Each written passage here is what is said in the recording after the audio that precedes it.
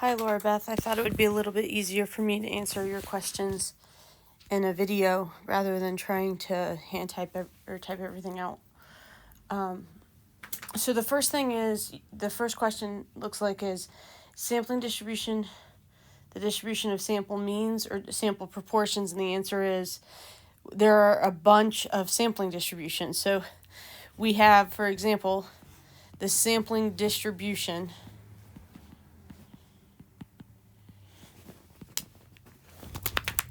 of p hat, and then there's a sampling distribution of x bar,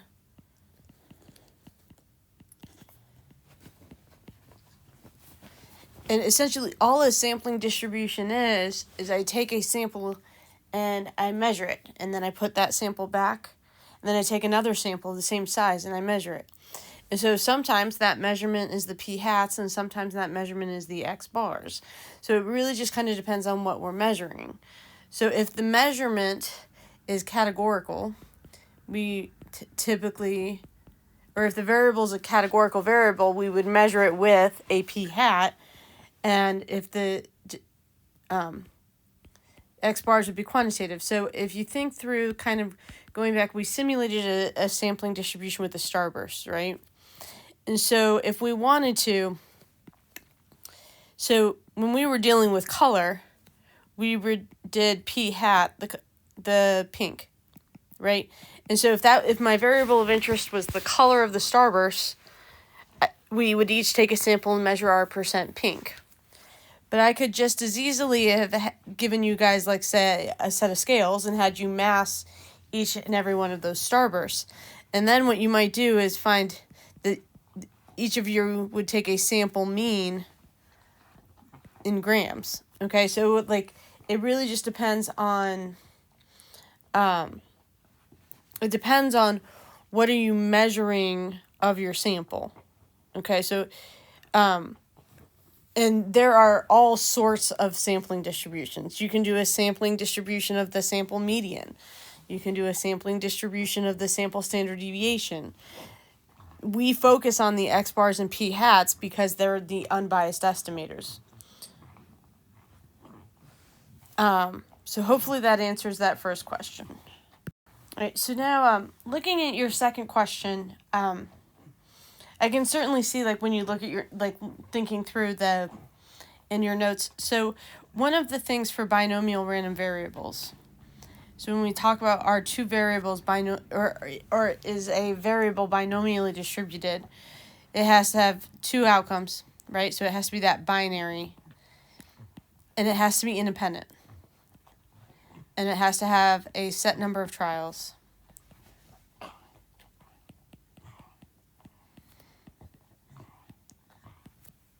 And it has to have the same probability of success each time. So, so the issue we have here is this word independent when you are sampling without replacement.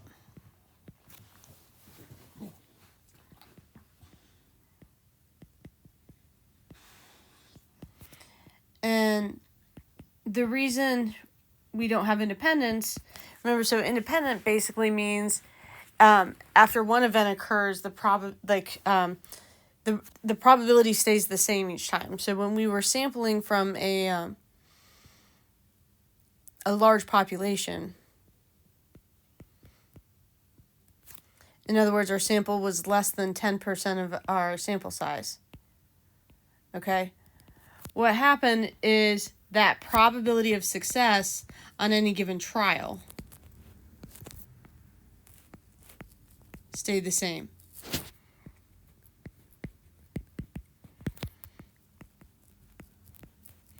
That's different than taking a large sample size so that we have less variability in our possible sampling distribution. I'm sorry, I'm just rereading your email real quick.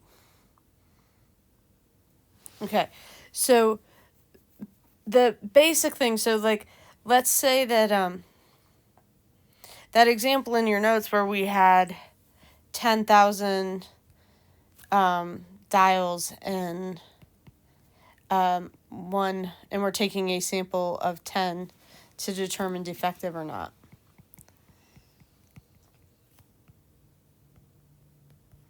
Okay. When that's happening, that 10,000 dials, like when I ran and we know, unbeknownst to the manufacturer, we said 1,000 were not defective. Okay, or there were 1,000 defective.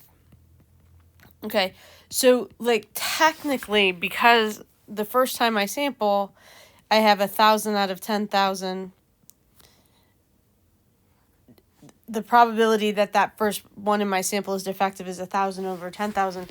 Technically, that probability changes for the next one, because if the first one was defective, the probability that the second one, both of my numerator and denominator would have to go down by 1, because I pulled out that first defective dial.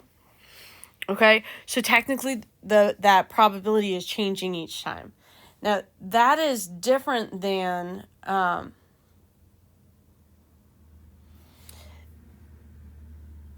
that is different than, say, my p-hats. And it's the distinction between the two is really, we only talk about this first part in order to talk through the p-hats. So, long story short, without getting too into the weeds of stuff, the standard deviation of the p-hats is the square root of p, 1 minus p over n. Technically, you need independence of trials for this formula to be appropriate. In other words, as you're individually selecting people from your sample, do they match? Does the probability as you're selecting each observation match that of the population? Okay. What happens is, if you take, that's different than saying, so this is still talking about one sample and making sure the rules we know apply to one sample. Now, we want our sample size, when it comes to like the p-hats being less spread out, this happen like with a larger n.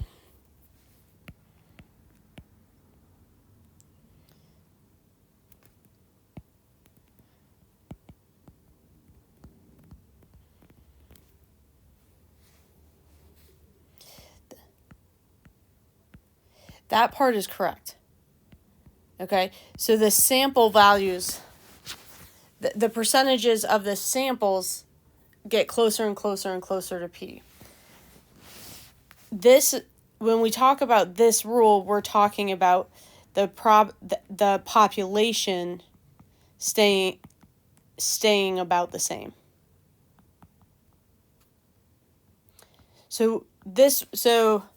And what it boils down to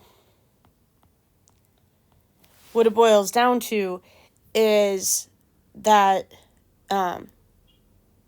you need to be drawing from a similar population each time. That's what this whole thing is. And so we end up with this kind of like balancing act where we want our sample size to be less than 10% of our population. That is so that the rules that we follow here, like using this standard deviation formula, like using all the rules of the p-hats, those rules really apply as if the population is the same every single time, though technically it's changing. So as long as my sample size isn't too big, I can assume I'm still drawing from a similar enough population that the rules apply. Now, we also want our sample size to be big enough that the distribution is normal, that the sampling distribution is normal. And that is so that we can see where does our sample fit relative to other possible samples in the population. I know that that's a really convoluted answer. The biggest piece I want you to get is that this is about making sure the population's the same. And this is about making sure the sampling distribution is not very spread out. Okay, and then your last question, talking about center and bias. So sample size, so when we talk about bias, if we go way, way back, is essentially a systematic over or under estimation of a variable.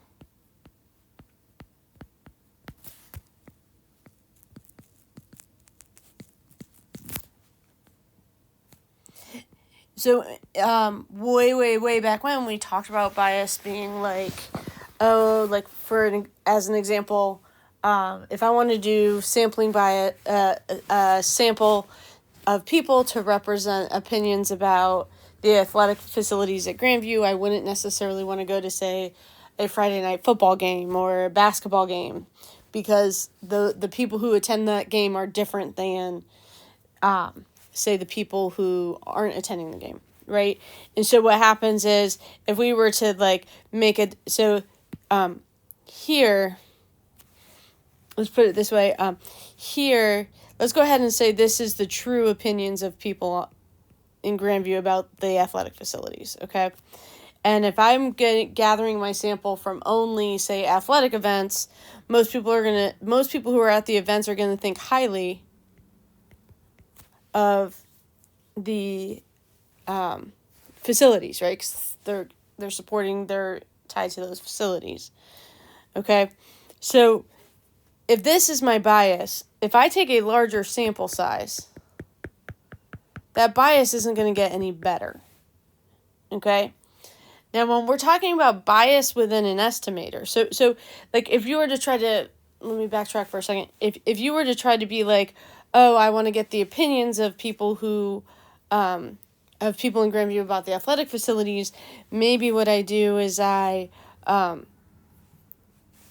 if this is the true opinions, I would hope that my sample has both negative and positive opinions that are equally represented, okay? So that would be like, so how we draw our sample can be a source of bias, but what we measure of our sample could also be a source of bias. So when we're talking about biased estimators,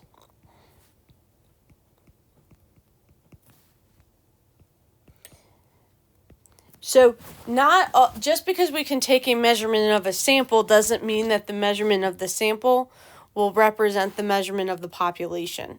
And so the range was the one we kind of talked about in class. So let's say this is my population. And kind of draw like this dense curve over top of it, okay? If I and then so we can kind of, and I'll call this 100 and this 0. So we can see that the range of the population range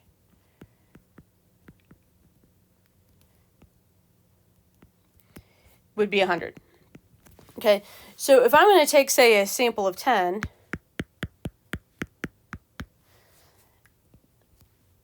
and then here's my 100. All right, and I'm going to, this dot plot right here is going to be the sample ranges, okay? If we look here and here, that distance is my range. It looks to be roughly 60, so that might be right here. And then if I take another sample, which I'm just going to do in a different color, it would be here and here,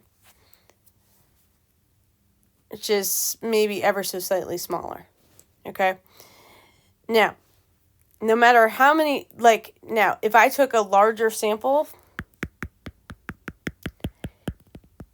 my range might go up a little bit, but it's like the only way I get a sample whose range is anywhere near the population range is if I'm like way out on the outside, right?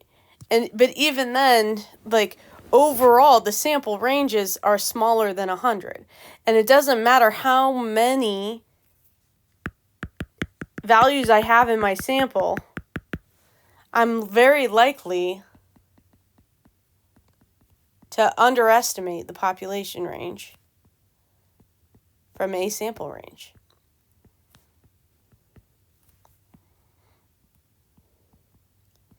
So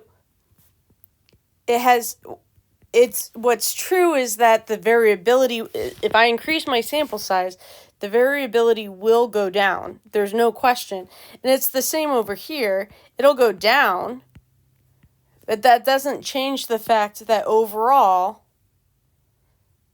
my population or my sample range is very likely to underestimate the population range unless it's spot on. It's never going to overestimate it because it's never going to be bigger than I can't take a sample with a range that's bigger than 100 out of 0, right? Because I'm sampling from inside that range in the first place.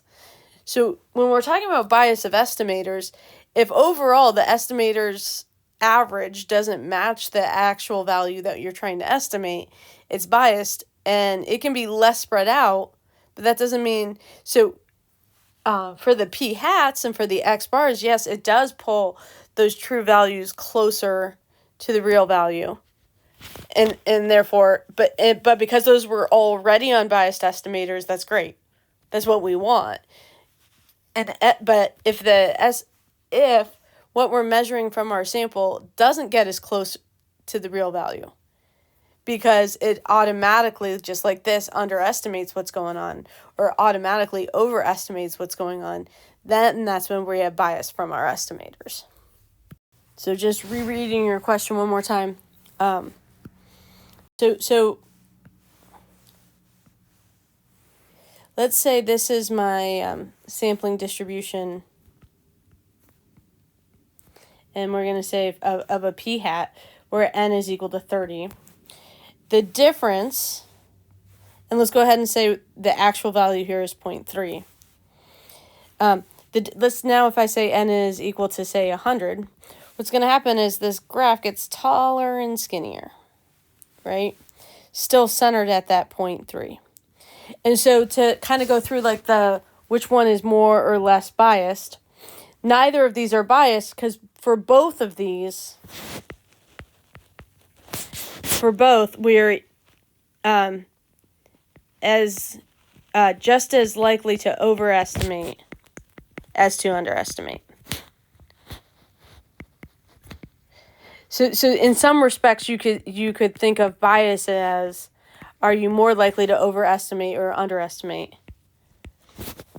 And so with the larger sample size, what the larger sample size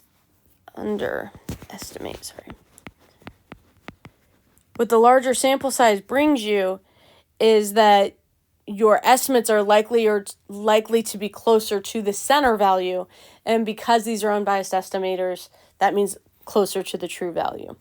Whereas with these other ones on the previous page, that was more likely to underestimate than overestimate, and that's why it was biased. So hopefully this helps. I'm sorry if it's a little bit convoluted. I'm hoping to be back tomorrow. We'll see.